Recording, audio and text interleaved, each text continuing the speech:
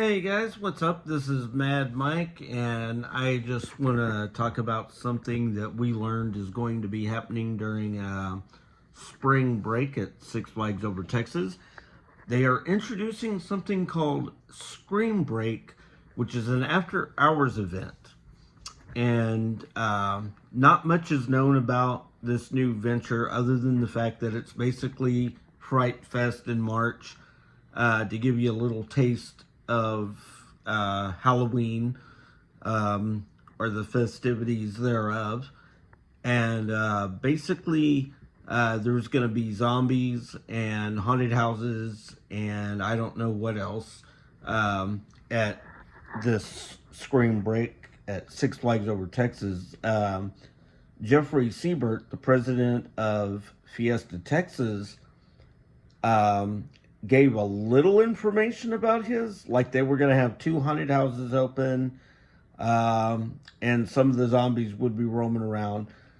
The only thing that we know about Over Texas version of this Scream Break is the fact that it is going to cost extra. There's an additional charge. I don't know how that works towards people who have season passes or memberships or the like. So I'm not sure what that will entail because it's a relatively new deal. This is next month. The Six Flags Over Texas version will be March 11th through the 18th. Apparently there's going to be sliders. There's going to be zombies. And like I said, I'm not sure how many haunted houses are going to be open.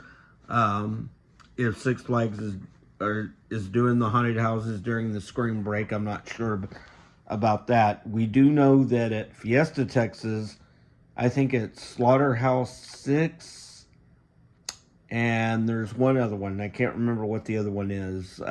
If you know what it is, please let me know, because I know Jeffrey had said that two of the haunted houses would be open, and one of them was Slaughterhouse 6, but I wasn't sure what the other one was.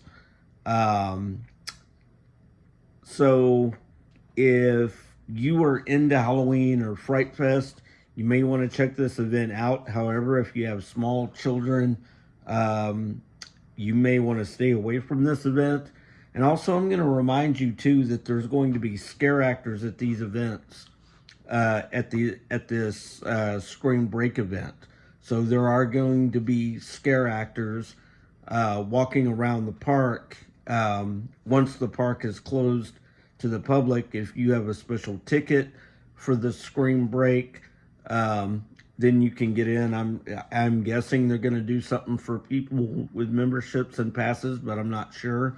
I haven't heard anything of that nature yet.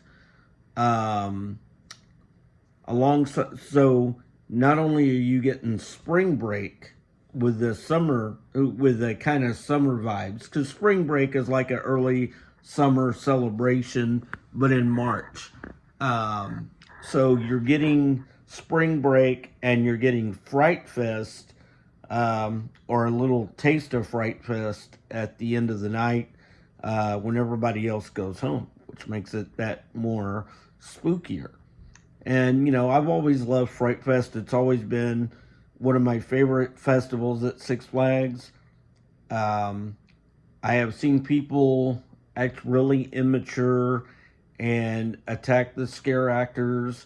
And, you know, I'm going to tell you right now, you do not have to attend this event. It is not mandatory to attend the Scream Break festivities. It's not even mandatory to attend spring break if you don't want to. But, you know, if you do not like Halloween or you do not like people scaring you or anything like that, I would stay away from that. Just like I would tell you to stay away from Fright Fest.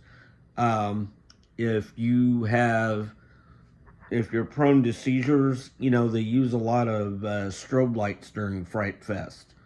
So keep that in mind. So during Scream Break, they may be using that as well. But I also want to touch up on, please don't attack the scare actors. If that's what you're going to do, then just stay home or go home after the spring break. Don't pay money to go in and harass the people that are entertaining, the people that want to be scared, so to speak, because it takes away the fun. And, this is something new they're trying this year. And we want it to be a positive thing for the park, for all parks, really, for all the Six Flags parks that are getting involved in this. They're doing something because Fright Fest is one of their biggest events. And they're saying, hey, maybe we can get a lot of people in March if we do like a mini Fright Fest. So that's basically what they're doing. They're doing a mini Fright Fest in March for the Fright Fest fans. So if you like Fright Fest, you definitely want to take part in this. It's going to be a lot of fun. Like I said, we don't know much about the event other than the fact that scare actors will be involved. There are, at Fiesta, Texas, like I said, 2 haunted houses open and with scare actors. I don't know if they're going to offer anything on the menu. I don't know if there's going to be any type of menu items specifically designed. But just keep in mind that this is an event that you have to pay to get into after the park is closed to the regular guest. So it's your decision on whether you want to go to this or not and get scared. So if you're one of those people like, man, I'm going to punch a scare actor in the face, don't pay to go to it. It's that simple. But anyways, that's my Scream Break and Spring Break update for you for now until we have more information. So you can always contact Six Flags Over Texas or any of the Six Flags parks at sixflags.com. You can find them on Instagram, Facebook, Twitter, any social platforms, just like any other theme park. And, they will update their pages as soon as the info becomes available. Again, it's a new venture, so we're not really sure where this is going. I guess they're going to try to see if people will pay for a separate event into the park. Maybe this is the trial and error phase of that. Disney and Universal both charge separately for their holiday events. Like Universal charges for Halloween Horror Nights, but I don't think they charge for Christmas. I'm not sure. Somebody please correct me if that is the case. But Disney does charge separately for their Christmas and Halloween celebrations. So maybe they're trying to see if it will work here. And of course, as you know, Universal is coming to Frisco. But a smaller Universal park. It's not going to be like one of their big theme parks where they have Harry Potter World or any of that stuff. It's just going to be a park specifically designed for kids, and it's mostly, from what we understand about the park in Frisco, is that it's going to be mostly the DreamWorks properties, which is kind of like Pixar to Universal.